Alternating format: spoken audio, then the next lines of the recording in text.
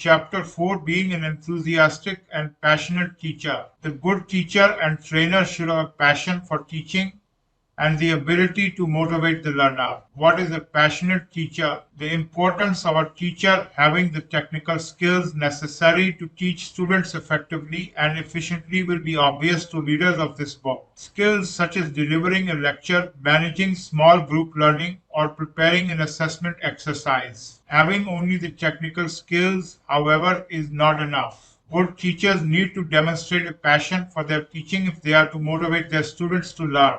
The passionate teacher conveys an enthusiasm for the subject and for their teaching. Student surveys have found that the master lecturer not only presents the subject matter with clarity, but also conveys the content with enthusiasm and excitement.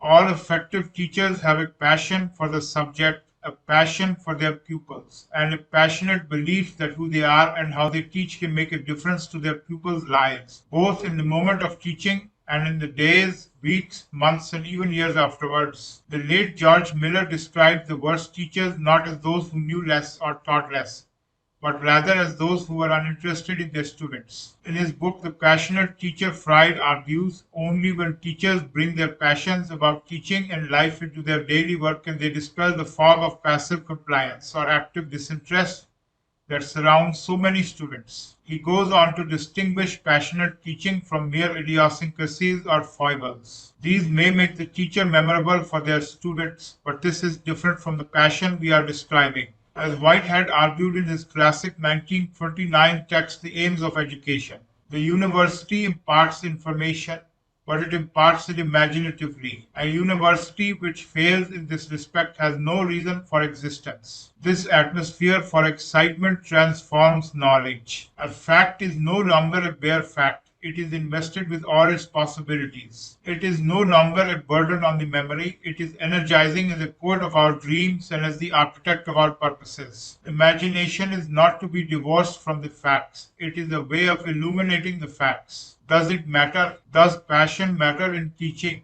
The short answer is yes. Effective teaching is the result of a combination of many factors, but passion is at the heart of what good teaching is about. A teacher's passion and enthusiasm for their students' learning is important. Passion and enthusiasm are highlighted in studies of the skills and attributes of excellent teachers. The word passion features regularly in students' descriptions of their best teachers. Both the passion teachers have for their subject and the passion they have for sharing their knowledge and understanding with their students. In one study, students were asked what makes an effective medical teacher. The two highest ranking attributes selected by both senior and junior students were as passionate about teaching and motivates and inspires the students. A review of exemplary university teachers found that they enjoyed teaching, showed enthusiasm for their subject, and made an earnest attempt to promote students' learning. Bill Smoot, in his interviews with 51 great teachers, found that each of them had an inner passion that drove them to excellence in their work as a teacher and also drove their students to excellence in their accomplishments. Passion in teaching is not a luxury or a frill that we can do without. It is the key element in students' learning. When the quality of students' learning is compared in different situations, the differentiating factor is frequently found to be the passion of the teacher. More than their knowledge of subject matter, more than the teaching strategy adopted, and more than the learning technology incorporated. Every teacher can be a passionate teacher. Anyone who has a love for their teaching can become a passionate teacher. Anyone who does not have a love for their teaching should not be a teacher. Passionate teaching is not found in teachers as commonly as one might hope. It does not, however, require exceptional ability. Freud argues that it is not just a personality trait that some people have and others do not have. It is something that can be discovered and learned.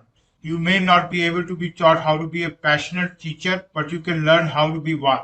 Bringing passion to teaching is not easy. It is challenging, but it can be done. Depending on your personality, your passion can emerge in different ways. Teachers do not have to be extroverted or flamboyant in their presentations to be thought of as passionate about content. They can be reserved and refined in their delivery and still convince the learner of their enthusiasm and commitment to the subject and to the students. Figure 4.1, How to be a passionate teacher. Being a passionate teacher, work in partnership with students, familiarize yourself with the curriculum. Think about the behavior of passionate teachers you know, share your enthusiasm for the subject, think about the education environment.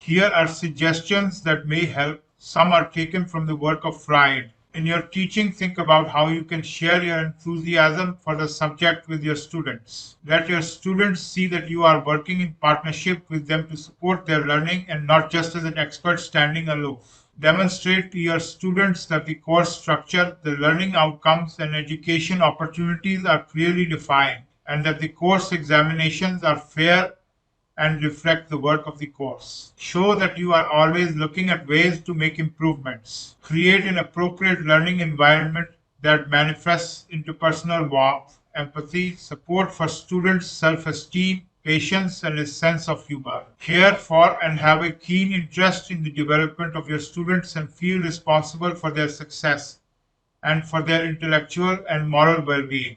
Have a deep commitment to provide the best opportunities for each student based on their individual needs. Think about each of your students' potential and how you might build on their individual strengths. It helps to be enthusiastic about your teaching if you are familiar with the curriculum, how your own teaching fits in, and why some topics are given more weight than others. This can help to guard against your passion for teaching being stifled or frustrated if you find that the time allocated for your subject has been reduced. Serving on a curriculum committee or course planning team gives you an added insight that you will find helpful. Think back to the teachers whom you most respected and learned from when you were a student. What was it about their teaching that inspired you? Think about the aspect of your work as a teacher that gives you the greatest satisfaction.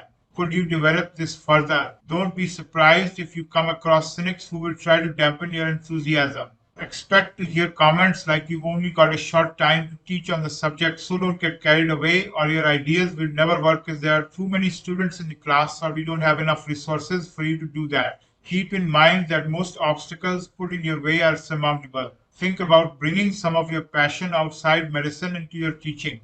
For example, I have an interest in gardening and use it as a metaphor to illustrate educational principles. Finally, contact with others will sustain your desire to be a teacher. It may be with someone who has a similar passion for teaching. It may be through online communications, and it may be through participation in conferences. Teacher stress and burnout.